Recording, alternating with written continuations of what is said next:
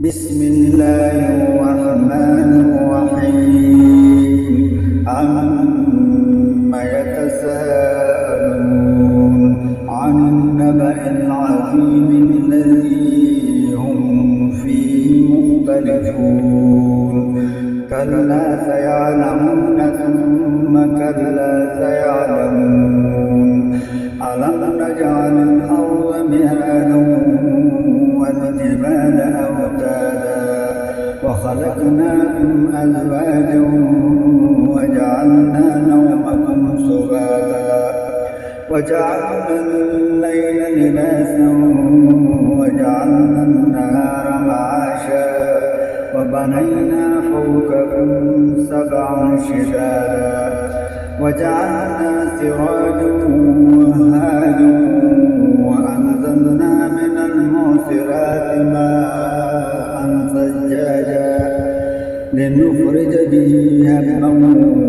ونباتا وجنات ألفافا إن يوم الفصل كان ميقاتا يوم ينفخ في الصور فتأتون أفواجا وفتحت السماء فكانت أبوابا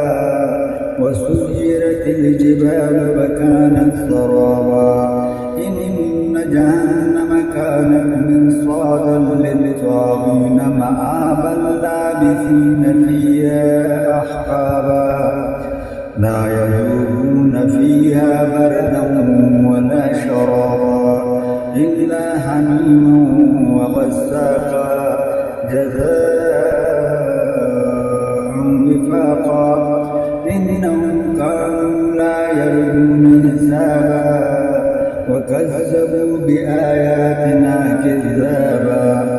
وكل شيء أحصيناه كتابا فذوقوا فلن نزيدكم إلا عذابا إن للمتقين مفازا حدائق وأعنابا وكواعب أترابا وكأسا دهاقا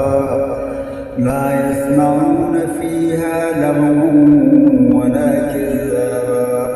جزاء من ربك عطاء حسابا جزاء